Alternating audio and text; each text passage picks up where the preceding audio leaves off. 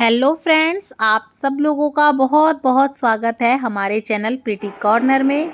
और आज की इस वीडियो में मैं आप लोगों को बताऊंगी कि आप देव उठनी एकादशी वाले दिन किस तरह से देव उठा सकते हैं, पूजा कर सकते हैं और आपको ये देव कैसे बनाने होते हैं। डिटेल में सारी वीडियो में चर्चा करेंगे। स्टेप बाय स्टेप मैं आपको सब चीज़ बताऊंगी, गीत भी सुनाऊंगी कि कौन कौन से आपको गीत गाने हैं देव उठाते समय। तो वीडियो को पूरा ज़रूर देखिएगा, स्किप बिल्कुल भी मत कीजिएगा। और अगर अच्छी लगे तो ज़्यादा से ज़्यादा शेयर कर दीजिएगा ताकि किसी के काम आ सके। तो चलिए वीडियो को शुरू कर लेते हैं। तो देखिए, सबसे पहले जब आप दीवार पे बनाएंगे ना तो अच्छे से साफ़ सुथरी दीवार देख लीजिएगा और अच्छे से देख लीजिएगा दिशा, कि आपकी अच्छी सही दिशा होनी चाहिए। बाथरूम वगैरह की दीवार पे मत बनाइएगा।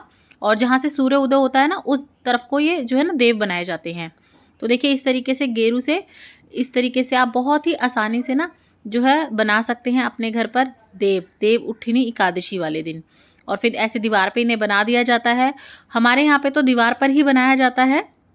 और फिर उसके बाद जो है ना इस तरीके से ये देखिए घर बना दिया जाता है और नीचे से नहीं बंद किया जाता, उस घर को इस तरीके से खुला छोड़ दिया जाता है। और इस तरीके से ना सीधा लाइन दे दी जाती है। और बाकी आप डिज़ाइन अपने हिसाब से कुछ भी बना सकते हैं। इस तरीके से आप किसी भी तरीके से उसे साइडों से सजा सकते हैं। तो देखिए, इस तरीके से मैंने साइडों में से सजा लिया था, ये देखिए। और पहले भी मैंने वीडियो आपको दे रखी है, आप डायरेक्ट फर्श पर किस तरीके से देव बना सकते हैं, आप उसकी वीडियो भी ज़रूर देखिएगा। और सभी वीडियोस के जो है ना मैं प्लेलिस्ट बनाकर लिंक डिस्क्रिप्शन में डाल दूंगी। कार्तिक मास से रिलेटेड और जो है ना तुलसा विवाह से रिलेटेड सभी वीडियोस चैनल पर आ चुकी हैं।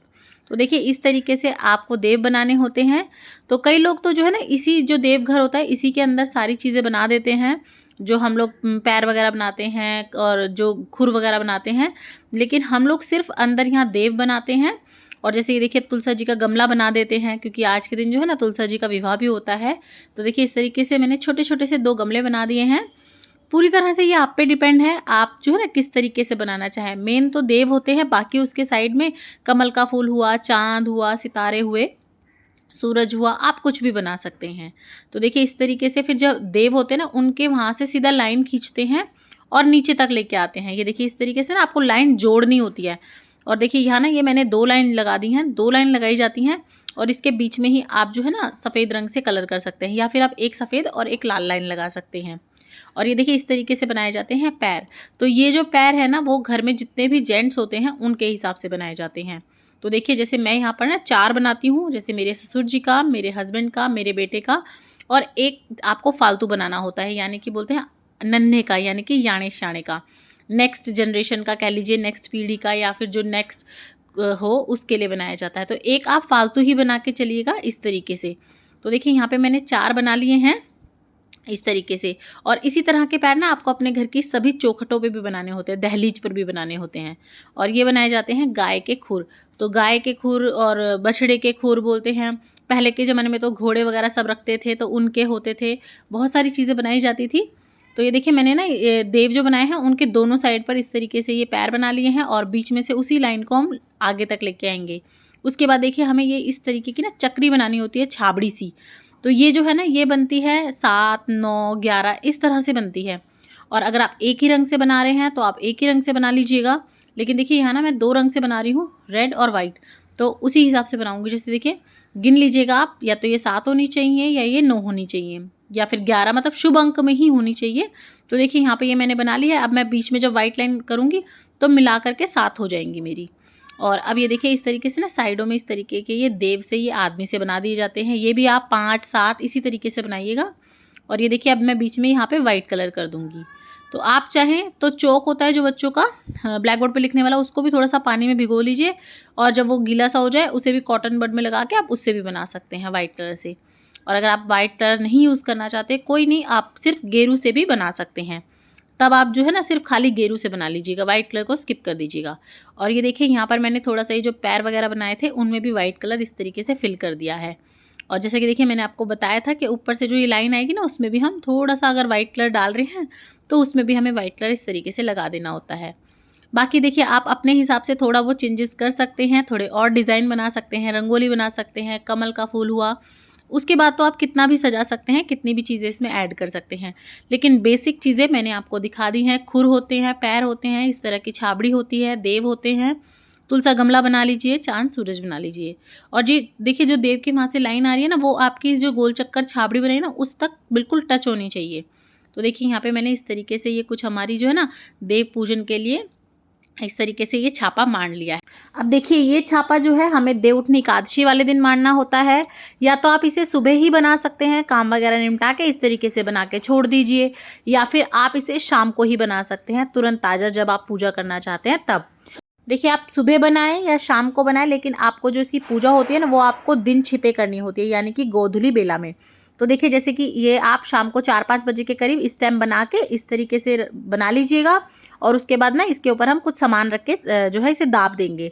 दीपक अभी हम नहीं जलाएंगे, तो देख लेते हैं हम क्या क्या रखेंगे। तो देखिए सबसे पहले तो ना आपको जैसे गेहूँ या बाजरा कुछ अनाज रखना होता है, तो मैंने यहाँ पर ना गेहूँ रखे हैं। तो देखिए आप चाहें तो डायरेक्ट भी रख सकते हैं, लेकिन मैंने एक प्लेट में रख दी है ताकि उठाने में थोड़ा सा ना सही रहे। उसके बाद हमें चाहिए होती है मूली। और देखिए आप मूली जो लेंगे ना वो आप हमेशा पत्तों वाली लेंगे, पत्ते तोड़ के मूली मत रखिएगा, इसमें पत्तों के साथ ही मूली को रखा जाता है। तो देखिए इस तरीके से मैंने यहाँ पे ना 2 मूली रख दी हैं, और हमारे तो ये घर की ही मूली हैं, हमने घर पे ही वो रखी हैं। और ये देखिए ये हमने ले लिए हैं सिंगाड़े। तो आप सिंगाड़े भी ज़रूर से लें, जो है ना देवउठनी एकादशी वाले दिन सिंगाड़ों का भी विशेष महत्व होता है। उसके बाद देखिए आप कुछ भी ले सकते हैं खाने पीने की चीज़ें, तो जैसे मूंगफली हो गई या शकरकंदी हो गई, ये सब चीज़ें वो होती हैं जो इस सीज़न में ना शुरू में नई नई आती हैं, तो भगवान जी को पहले चढ़ाई जाती है, पूजा की जाती है, उसके बाद आप जो है ना इसको खुद को खाएंगे। और अब ये देखिए ये हमने ले लिया है खील, पताशे, खिलौने, जो हम दिवाली पे पूजन के लिए लाते हैं ना वही लेते हैं हम, तो ये भी ले लिया है हमने पूजा के लिए। और आंवले का विशेष महत्व होता है, आंवला दान का, आंवला दीपदान का कार्तिक के महीने में, तो अगर आपको मिल जाए तो आप आंवला भी ज़रूर रखिएगा। और आंवला के दीपदान कैसे करने हैं उसकी वीडियो भी चैनल पे है, ज़रूर देखिएगा। उसके बाद देखिए हमें गन्ने चाहिए होते हैं, तो अगर आपको गन्ने मिल जाएँ तो बिल्कुल ज़रूर से लीजिएगा, लेकिन अगर नहीं मिलते तो कोई बात नहीं, कोई चीज़ नहीं मिल रही तो आप स्किप कर सकते हैं।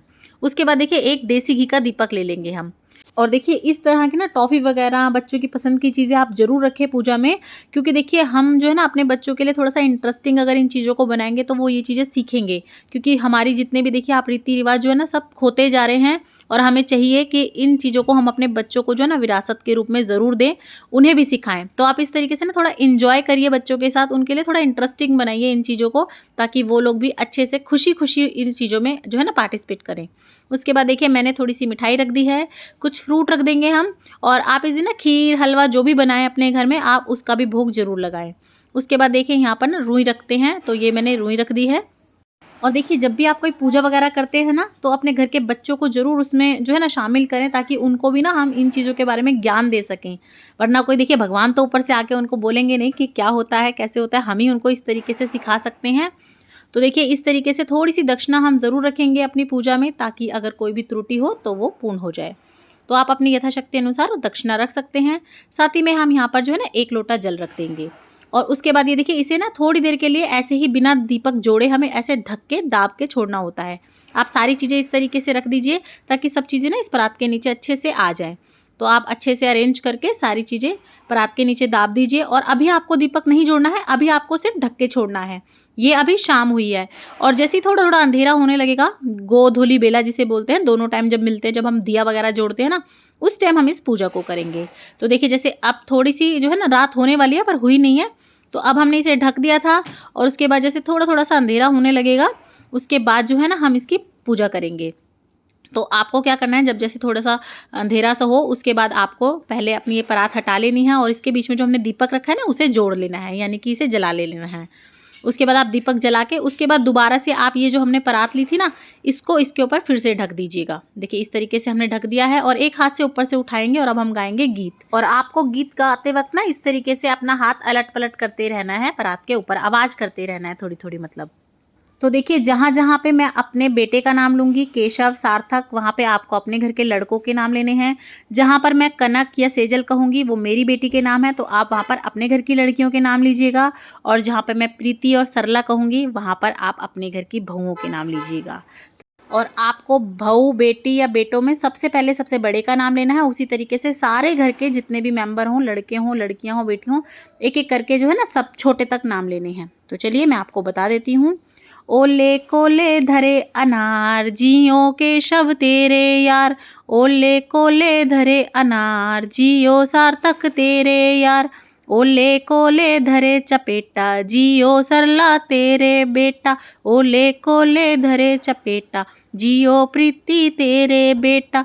ओले कोले धरे अंजीर ये हैं कनक तेरे वीर। ओले कोले धरे अंजीर ये हैं सेजल तेरे वीर। ओले कोले लटके चाबी ये है कनक तेरी भाभी। ओले कोले लटके चाबी ये हैं सेजल तेरी भाभी। बुलबुलड़ी ने घालो गाड़ी राज करे केशव की दादी। बुलबुलड़ी ने घालो गाड़ी राज करे सार्थक की दादी। उसके बाद आपको ये गीत गाना होता है।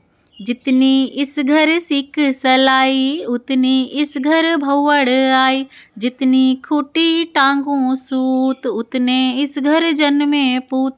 जितने इस घर ईटे रोड़ा उतने इस घर हाथी घोड़ा। उठ नारायण बैठ नारायण चल चना के खेत नारायण। उठ नारायण बैठ नारायण चल चना के खेत नारायण। मैं बोऊं तू सींच नारायण मैं काटूं तू उठा नारायण। मैं पीसूं तू छान नारायण मैं पोऊं तू खा नारायण। कोरा करवा शीतल पानी उठो देव पियो पानी। कोरा करवा शीतल पानी उठो देव पियो पानी। उठो देव बैठो देव उंगलियों को चटकाओ देव। जागो देव गाड़ीवान के जागो देव। हमारा गोत्र गाड़ीवान है इसीलिए मैंने गाड़ीवान कहा है। आपका जो भी गोत्र हो आप उसका नाम ले सकते हैं। आओ ए छोरियों डाब कटाएंगे। आओ ए छोरियों डाब कटाएंगे। डाब कटाई के जेवड़ी बनावांगे। डाब कटाई के जेवड़ी बनावांगे। जेवड़ी बनई के पिलंग भरावांगे। जेवड़ी बनई के पिलंग भरावांगे। पिलंग भरई के देवों को बिठावांगे। पिलंग भरई के देवों को बिठावांगे। देवों को बिठाई के गंगा जी नहवावांगे। देवों को बिठाई के गंगा जी नहवाएंगे। गंगा जी नहवाई के देवों को सुलाएंगे। गंगा जी नहवाई के देवों को सुलाएंगे। देवों को सुलाई के फिर उठाएंगे। उठो गाड़ीवान के देव उठो उठो। और उसके बाद आप थोड़ा सा जल का छींटा दे दीजिएगा और जो भी यहाँ पे सामान रखा है वो सब जो आपस में पूजा वगैरह में बैठे हों उन सबको बांट दीजिएगा। और ये जो दक्षिणा है वो आप किसी भी या तो कुंवारी कन्या को दे सकते हैं जो भी छोटी हो, या फिर आप कहीं दान कर सकते हैं, मंदिर में दे सकते हैं। और इस तरीके से आप जो है ना पूजा कर सकते हैं। और ये जो हमने गेहूं के दाने अनाज रखा था उन्हें आप पक्षियों को डाल सकते हैं या दान कर सकते हैं। तो इसी तरीके से आप बहुत ही सरल तरह से जो है कार्तिक मास में हमारे देवों का पूजन कर सकते हैं, उन्हें उठा सकते हैं। देव कैसे बनाने हैं, कैसे उनकी पूजा करनी है, कैसे उन्हें उठाना है, गीत गाना, मैंने आपको सब कुछ इस वीडियो में बता दिया है। तो आपको वीडियो कैसी लगी ज़रूर बताइएगा। और अगर वीडियो अच्छी लगी हो तो कमेंट बॉक्स में जय सिया राम लिखना बिल्कुल ना भूलें। ज़्यादा से ज़्यादा शेयर करें ताकि सभी के काम आ सके। अच्छी लगी हो तो लाइक शेयर सब्सक्राइब करना बिल्कुल भी मत भूलिएगा। देखने के लिए बहुत बहुत धन्यवाद। जय सिया राम।